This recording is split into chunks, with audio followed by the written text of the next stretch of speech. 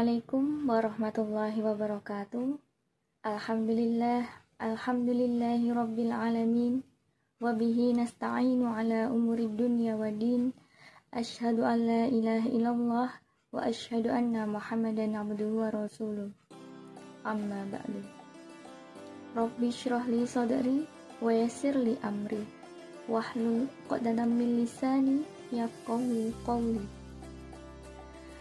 Yang terhormat Bapak Kepala SD Muhammadiyah 8 Jagalan Surakarta, yang terhormat Bapak Ibu Guru dan karyawan SD Muhammadiyah 8 Jagalan Surakarta, yang terhormat wali murid dari kelas 1 sampai kelas 6, dan yang saya banggakan siswa-siswi kelas 1 sampai kelas 6 SD Muhammadiyah 8 Jagalan Surakarta yang insya Allah dirahmati Allah Subhanahu wa Ta'ala.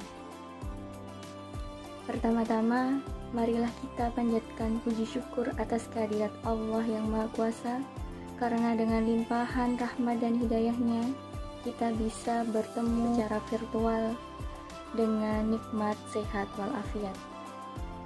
Tak lupa sholawat serta salam semoga tetap tercurahkan kepada Nabiullah Nabi Muhammad Sallallahu Alaihi Wasallam yang telah membawa kita dari zaman jahiliyah menuju ke zaman yang cemerlang seperti sekarang ini.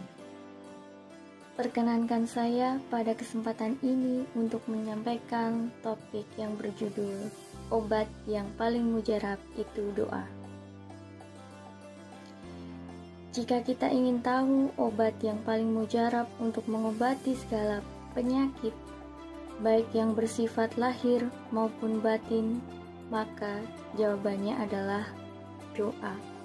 Doa dalam menghadapi musibah ada 3 tingkatan. Yang pertama, doa lebih kuat dari musibah, maka dia dapat mengusirnya.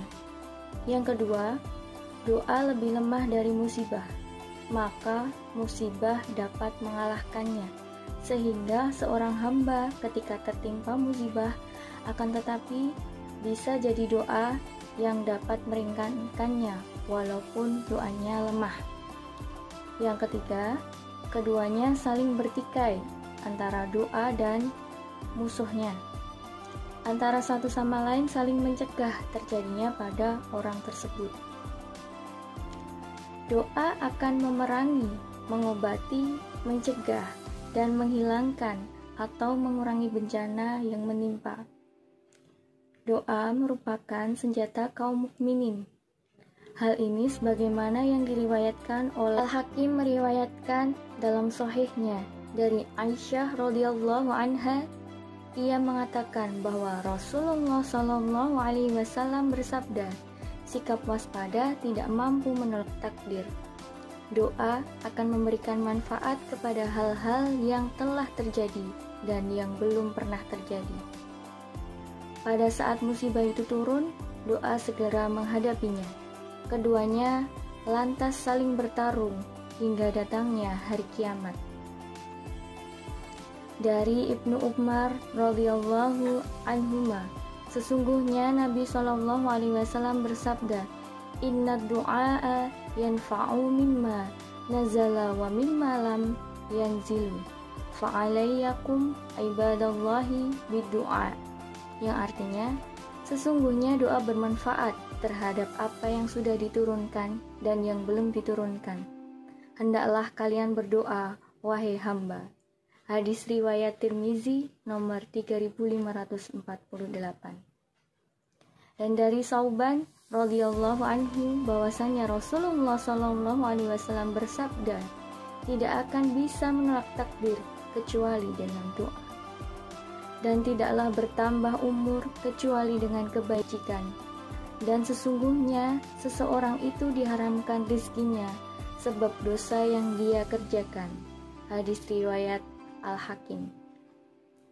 Sungguh jauh berbeda antara Allah Subhanahu wa Ta'ala dengan makhluknya. Dia Maha Pemurah lagi Maha Penyayang. Sedangkan makhluk, kita bisa lihat manusia. Ketika ada orang yang meminta sesuatu dirinya, ia merasa kesal dan berat hati. Sedangkan Allah, Ia sangat mencintai hambanya yang meminta kepadanya, sebagaimana perkataan seorang penyair.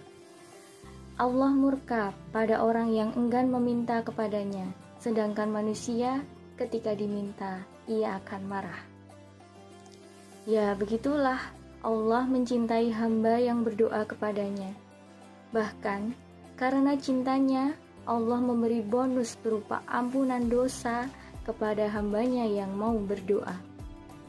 Allah Ta'ala berfirman dalam sebuah hadis qudsi, "Wahai manusia, selagi engkau berdoa dan berharap kepadaku, aku mengampuni dosamu, dan tidak aku pedulikan lagi dosamu." Hadis At-Tirmizi. Ia berkata hadis hasan sahih. Sungguh, Allah memahami keadaan manusia yang lemah dan senantiasa membutuhkan akan rahmat-Nya. Manusia tidak lepas dari keinginan, yang baik maupun yang buruk.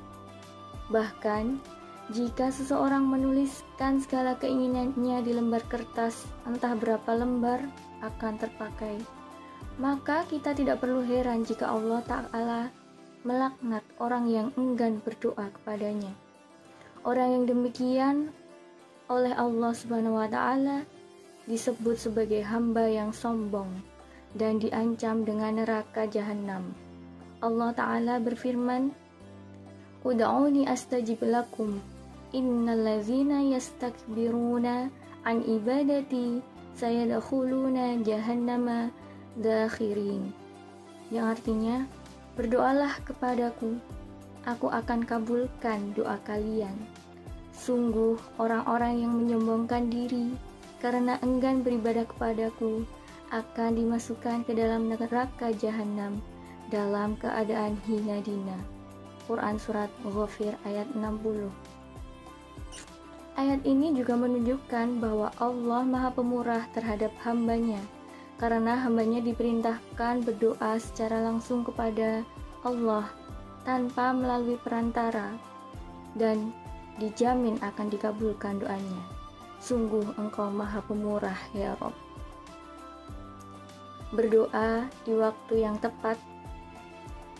Di antara usaha yang bisa kita upayakan agar doa kita dikabulkan oleh Allah Ta'ala adalah dengan memanfaatkan waktu-waktu tertentu yang dijanjikan Allah bahwa doa ketika waktu-waktu tersebut akan dikabulkan.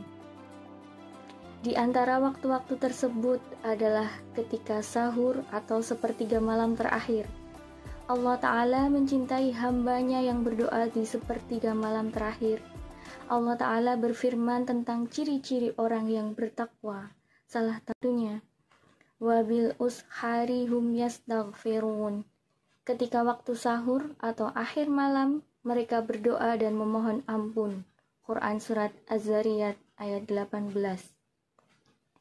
Sepertiga malam yang akhir adalah waktu yang penuh berkah, sebab pada saat itu Rabb kita Allah Subhanahu wa Ta'ala sedang turun di langit dunia dan akan mengabulkan setiap doa hambanya yang berdoa ketika saat itu. Rasulullah SAW bersabda, Rabb kita turun ke langit dunia pada sepertiga malam yang akhir, dan setiap malamnya kemudian berfirman, orang yang berdoa kepadaku akan kukabulkan, orang yang meminta sesuatu kepadaku akan kuberikan, dan orang yang meminta ampunan dariku akan kuampuni. Sungguh, kita sebagai manusia selayaknya selalu memohon dan meminta pertolongan kepada Allah, seperti dalam surat Al-Ikhlas, Allah sebagai tempat bergantung segala hal. Doa juga menjadi senjata bagi orang-orang yang terzalimi. Ia adalah tempat berlindung bagi orang yang lemah, putus harapan, tertutup segala pintu harapnya. Tetapi Allah dengan segala kuasanya, Dia akan mendengarkan semua doa kita dan akan mengabulkan doa kita. Di antara adab berdoa yang bisa kita lakukan, yang pertama, membuka dengan pujian atau hamdalah kepada Allah Subhanahu wa Ta'ala, dan kita mengagungkan nama Allah beserta sholawat Nabi. Yang kedua, kita bisa mengakui dosa kita, bahwa kita menunjukkan ketidaksempurnaan kita kepada Allah Subhanahu wa Ta'ala.